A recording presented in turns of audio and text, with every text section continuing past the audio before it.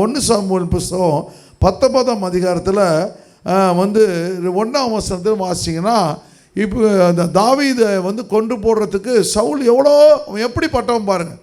இப்போ நம்ம தாவீதுனுடைய கேரக்டரை பார்க்க போகிறோம்.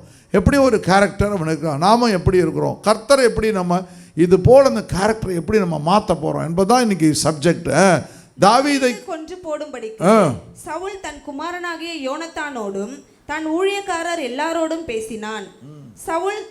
சவுலின் குமாரனாகிய யோனத்தானோ தாவீதின் மேல் மிகவும் பிரியமாயிருந்தான். அதனால் யோனத்தான் தாவீதுக்கு அதை அறிவித்து, என் தகப்பனாகிய சவுல் உம்மை கொன்று போட வகை தேடுகிறார். இப்பொழுதும் நாளை காலமே நீ எச்சரிக்கையாய் இருந்து மறைவான இடத்தில் ஒளிந்து கொண்டிரு. அப்படி 4ஆம் வசனத்தை வாசிங்க. இப்போ அப்படியே யோனத்தான் தன் தகப்பனாகிய சவுலோடு இப்போ அவனை சொல்றான், பா எங்க அப்பா வந்து உன்னை கொண்டு போறதுக்கு ரெடியா இருக்கிறார், அதனால் நீ என்ன பண்ணு, கேர்ஃபுல்லாரு, மறைஞ்சிரு, மாட்டிக்காத அப்படி சொல்லி அவனை காஷன் பண்ணுறான். எப்படிப்பட்ட ஒரு நல்ல காரியத்தை அவன் செய்கிறான். ஏன்னா அவனுக்கு நல்லா தெரியுது தாவீதோடு கூட தேவன் இருக்கிறார். அல்லேலூயா. நான் அடிக்கடி சொல்லுவேன் பாருங்கள், உங்களோட ஸ்பிரிட்டு நல்ல ஸ்பிரிட் உங்களுக்கு தான். அந்த நல்ல ஸ்பிரிட்டோடு நீங்கள் செய்யும் பொழுது அது வந்து என்ன பண்ணும், தேவனுடைய ஊழியத்தை ஒரு பெரிய தாக்கத்தை கொண்டு வரும். அல்லேலூயா. அப்போது ஆண்டவர் தேவன் யாரோட அவங்க ஜெபிக்கிற போது சில பேர் நல்லா ஜெபிப்பாங்க, அந்நிய பாஷை நிரம்பி அவங்களோட கூட ஜெபிக்கிறோம். சில பேர் கேலி பண்ணுவாங்க, பரியாசம் பண்ணுவாங்க. அவங்க என்ன பண்ணுவாங்க, நாம ஆவிய இன்ட்ரெஸ்ட் எல்லாம் பண்ணுவாங்க. 4 தடவை பண்ணணும், சரி என்ன நீங்கள் இதுக்காக போய் போகிறேன், நாங்கள் கூட தான் வந்து நீங்கள் வந்து ஒன்றுமே நடக்க மாட்டுது அப்படி 4 தடவை சொன்னால் நாம் என்ன பண்ணுவோம், நாம் என்ன பண்ண மாட்டோம், அதை வேணாம் பணம் வேண்டாம் அப்படி விட்டுடுவோம். கடைசியில் அதே ஒரு நல்ல ஜெபிக்கிற ஆள், உண்மையான ஆளுகிட்ட நம்ம சொன்னோம்னா உடனே அவங்க என்ன சொல்லுவாங்க, ஆமாம் போன தடவை கர்த்தர் நாங்கள் ஜெபிச்சோம், கர்த்தர் ஒரு பெரிய விடுதலையை கட்டளை இட்டார் அப்படின்னு உங்களை வேணுமாக்க நல்ல காரியங்களுக்கு உங்களை ஓந்திச்சிடும். இவன் என்ன பார்க்குற போது இங்கே பாருங்கள், அப்போ வந்து அந்த யோனத்தானுடைய ஸ்பிரிட்டும் இந்த தாவீதுடைய ஸ்பிரிட்டும் ஒன்றா இருக்குது. அவன் என்ன பண்ணுறான், தாவீது என்ன பண்ணுறான், யோனத்தான் நேசிக்கிறான். யோனத்தான் என்ன பண்ணுறான், தாவீதை நேசிக்கிறான். அவனுக்கு தெரியுது தன்னுடைய தகப்பன் செய்கிறது தவறுன்னு தெரியுது. ஆனாலும் தகப்பனை ஒன்றும் செய்ய முடியாது, அவர் ராஜா, ஒரு பெரிய ராஜா, அவர் ஒன்றும் செய்ய முடியாது. ஆனாலும் கூட அவன் என்ன பண்ணுறான், அவனுக்கு தகப்பன் அவன் மேலே பிரியமில்லைன்னு தெரிஞ்சாலும் கூட அவனை என்ன பண்ணுறான், அவனுக்காக வாதாடுகிறான். அல்லேலூயா. அது ரொம்ப முக்கியமான பகுதி பாருங்க. அப்போ அவன் என்ன பண்ண, 4ஆம் வசனத்துல பாருங்க, அப்படியே யோனத்தான் தன் தகப்பனாகிய சவுலோடு தாவீதுக்காக நலமாய் பேசி ராஜா தம்முடைய அடியானாகிய தாவீதுக்கு விரோதமாய் பாவம் செய்யாதிருப்பாராக. அப்பான்னு சொல்ல என்ன சொல்ற, ராஜா கிங் அப்படிதான் கூப்பிடணும். அங்கே போயிட்டு அப்பா என்னப்பா அப்படின்லாம் கூப்பிடும், அப்படியே கூப்பிட முடியாது. இப்போ சிஎம் இருக்காருன்னா அந்த டைமில் வந்துட்டு அவர் சிஎம், அவர்கிட்ட போய் என்னப்பா அப்படின்னு சொல்ல கூட முடியாது. அங்கே போது என்னுடைய தலைவர்னு கூப்பிடுவாங்க பாருங்க, அப்படியே சொல்லுவாங்க, அப்படியே தலைவர் மேலே இருக்கிறார், எங்கள் தலைவர் இருக்கிறார் அப்படி சொல்லுவாங்க. நான் இன்னும் நிறைய முறை போகும்போது தலைவர் உங்களுக்காக வெயிட் பண்ணுறாரு அப்படின்னு சொல்லுவாங்க. தலைவர் தான் சொல்லுவாங்க. பிள்ளைங்களை எப்படி சொல்லுவாங்க, கலைஞர் தலைவர் அப்படின்வாங்க, தலைவர் அப்படின்னா. இப்போது இவங்க என்ன பண்ணுறாங்க, இப்போ அவங்க எல்லாம் தலைவர் அப்படின்னு சொல்லுவாங்க. அந்த ரெஸ்பெக்ட் மிக மிக முக்கியமான ஒரு பகுதி அப்படின்றத பார்க்குறோம். ராஜா அந்த அருமையான அடியனாக உமக்கு விரோதமாக பாவம் செய்யவில்லை. அவன் முதல்ல காரியம் சொல்ல பாருங்க, தம்முடைய அடியானாகிய தாவீதுக்கு விரோதம் பாயம் செய்யாதிருப்பீராக. ஆமாம் தகப்பனே, ராஜாவே, தலைவனே, நீ என்ன செய்யாத, அவன் நல்லவன், அவனுக்கு விரோதமாக நீ பாவம் செய்யாதீங்க அப்படின்னு அப்பாவை பியூட்டிஃபுல்லாக அட்வைஸ் பண்ணுறான்.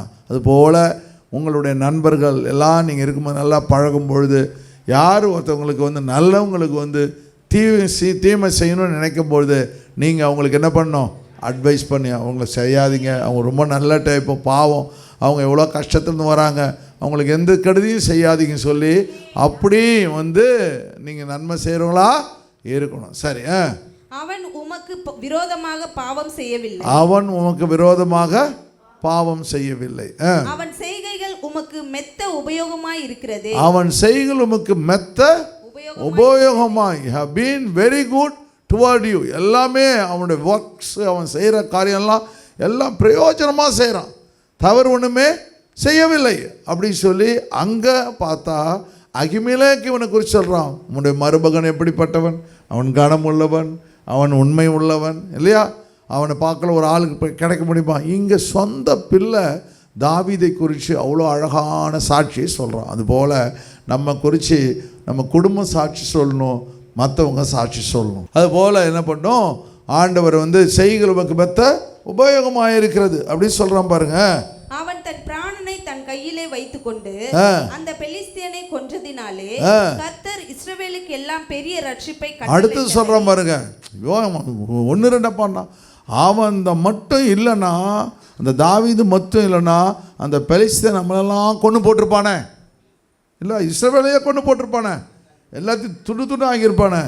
அந்த பெலிஸ்தியனை கொண்டதுனாலே கர்த்தரை பாருங்க, தன் பிராணனை தன் கையில் வைத்து கொண்டு, தன் உயிரே போனாலும் பரவாயில்ல, ஒரு நிமிஷத்தை நினச்சிருந்தா என்ன எடுக்கும், அவன் எப்படியாவது இந்த இஸ்ரவேல் அத்தனை பேரையும் கொண்டு போட்டிருப்பானே, அப்போ நினைக்கிறான் பாருங்க. இந்த புத்தி ராஜாவுக்கு வரல பாருங்க, ராஜாவுக்கு வரல.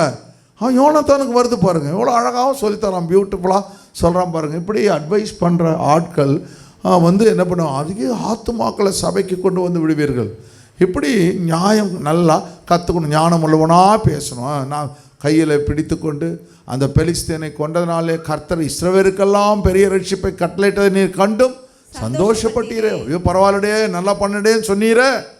இப்பொழுது முகாந்தரம் இல்லாமல், இப்பொழுதும் ஒரு காரணமும் இல்லாம தாவீதை கொல்லுகிறதினால் குற்றமில்லாத இரத்தத்துக்கு விரோதமாக, குற்றமில்லாத இரத்தத்துக்கு விரோதமாக நீ பாவம் செய்வானேன் என்றான். நீ பாவம் செய்வானே, பா செய்யக்கூடாதப்பா அப்படி சொல்லி அப்பாவுக்கு எவ்வளோ பியூட்டிஃபுல்லாக அட்வைஸ் தரான் பாருங்க. அட்வைஸ் தருகிறான். அதுபோல் நம்மளோட வாழ்க்கையில், வேலை ஸ்தலங்களில், வியாபாரங்களில், ஊழியத்தில், சபையில் இப்படி காரியங்கள் வரும்பொழுது ஒரு குற்றம் இல்லாதவன் மேலே நீங்கள் உங்களுக்கு ஒருத்தவங்களுக்கு பிடிக்கும், ஆனால் அவங்களுக்கு இன்னொருத்தவங்களுக்கு பிடிக்காது.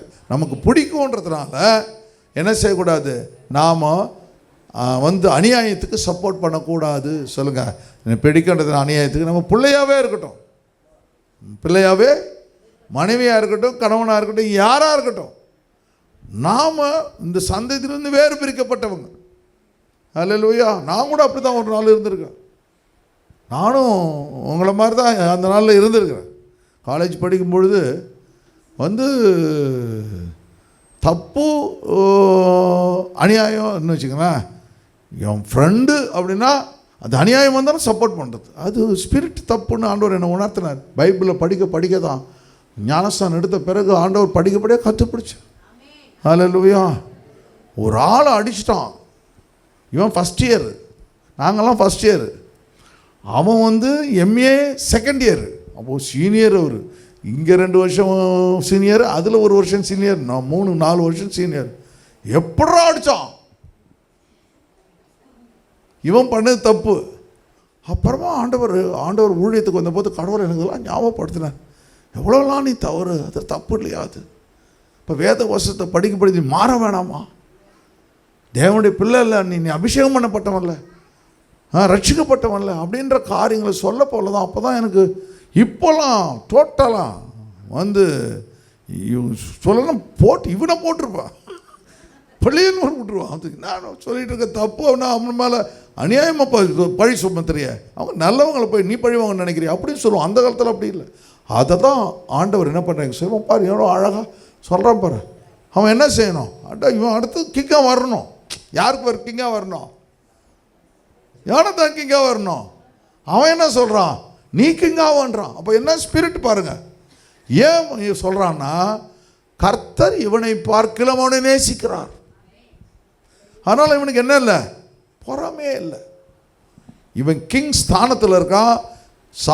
சவுலுக்கு என்ன ஆசை, இவன் தாவீது வரக்கூடாது, தான் புள்ள வரணும். இந்த இடத்துல கர்த்தர் வேறுபடுறார். கர்த்தர் யாரை நேசிக்கிறார்களோ அவர்களை தான் நாம் நேசிக்க வேண்டும். கர்த்தர் நேசிக்காதவனை நேசிக்கவே, அல்லேலூயா, என்னோடு இராதவன் எனக்கு விரோதியாக இருக்கிறான். இப்போ தேவன் யாரை நேசிக்கிறார் என்பதை கவனித்து கொண்டே இருக்க வேண்டும். இந்த தேவன் நேசிக்கிறவர்களுக்கு விரோதமான செயல்படவே கூடாது. அப்போ பரலோகமே நமக்கு எதிர்த்து நிற்க ஆரம்பிச்சிடுது. அல்லேலூயா. அதனால் ஆண்டவர் தேவன் நல்லா ஒருத்தவங்க ஆவியில் இருப்பாங்க, உண்மையாக இருப்பாங்க, பொய் சொல்ல மாட்டாங்க, ஏமாற்ற மாட்டாங்க, எந்த தவறும் செய்ய மாட்டாங்க, ஜெபிக்கிறவங்கள பார்க்க அவங்களுக்கு விரோதமாக நம்ம போகவே கூடாது. ஹல்லேலூயா. அந்த டைமில் ஆண்டவர் தேவன் என்ன பண்ணுவார்? நமக்கு விரோதமாய் போய் விடுவார். அப்போ அவன் சொல்கிறான் பாருங்க, குற்றமில்லாத இரத்தத்துக்கு விரோதமாய் நீர் பாவம். அப்பாவை பார்த்து சொல்கிறான், குற்றமில்லாத இரத்தத்துக்கு விரோதமாய் பாவம் செய்கிறீர். ராஜாவை பார்த்து சொல்கிறான், ரொம்ப போல்டாக சொல்கிறான், குற்றமில்லாத இரத்தத்துக்கு விரோதமாய் பாவம் செய்கிறீர். அப்புறம் சொல்லுங்க. சவுல் யோனத்தானுடைய சொல்லை கேட்டு அவன் கொலை செய்யப்படுவதில்லை என்று உடனே சவுல் என்ன பண்றான்? நல்ல புள்ள மாதிரி தெரிஞ்சது, ஸ்பிரிட்டே வேற ஸ்பிரிட் இது. இன்னைக்கும் நாளைக்கு ஆடணும். அவன் கொலை செய்யப்படுவதில்லை என்று கர்த்தருடைய ஜீவனை கொண்டு ஆணை. எங்க பார்த்தாலும் சத்தியம் பார்த்தீங்களா? சத்தியம் பார்த்தீங்களா? சத்தியம் சக்கரை பொங்கல் அப்படின்னு இருக்கு தமிழில். சத்தியம் என்னவா?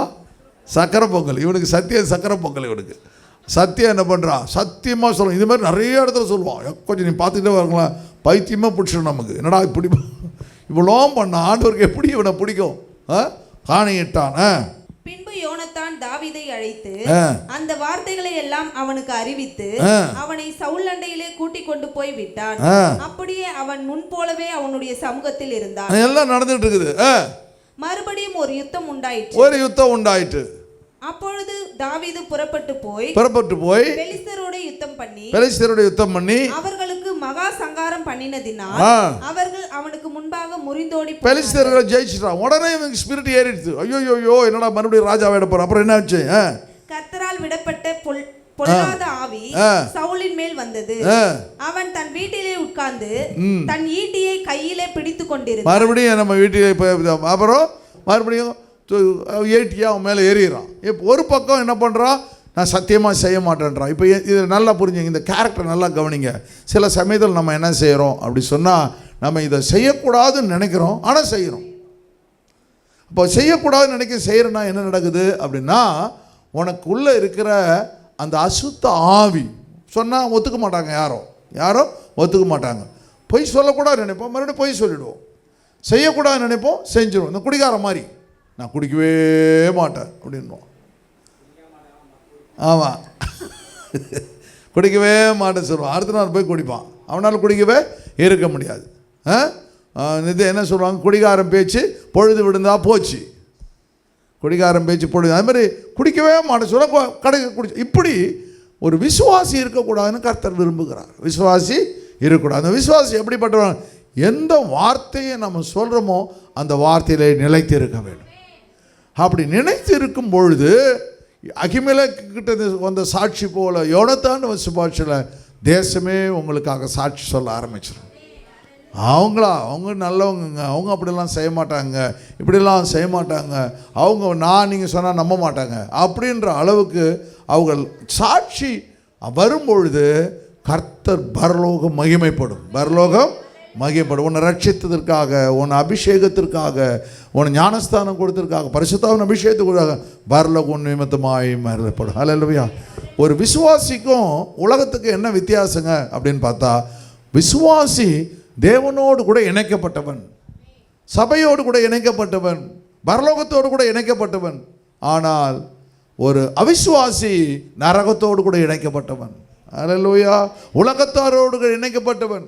அல்லேலூயா. அவனுக்கும் பரலோகத்துக்கும், அவனுக்கும் தேவனுக்கும், அவனுக்கும் சபைக்கும் ஒரு நாளும் கனெக்ஷன், தொடர்பு இல்லவே இல்லை. அப்போ ஆண்டவர் பரிசுத்த ஆவியானவர் நம்மை உயர்த்த என்ன நடக்கணும்னா, நீங்கள் உண்மையாக மாற உங்களை அறியாமலே நீங்கள் வேலை செய்கிற இடத்துல உண்மையாக இருப்பீங்க. இங்கே சபையில் நீங்கள் மாற ஆரம்பிச்சிட்டிங்கன்னா வேலை செய்கிற இடத்துல உண்மையாக இருப்பீங்க. அந்த ஸ்பிரிட் மாறும் பொழுது நம்முடைய நல்ல ஆவி அசுத்த ஆவியாய் மாறி விடுகிறது. அல்லேலூயா.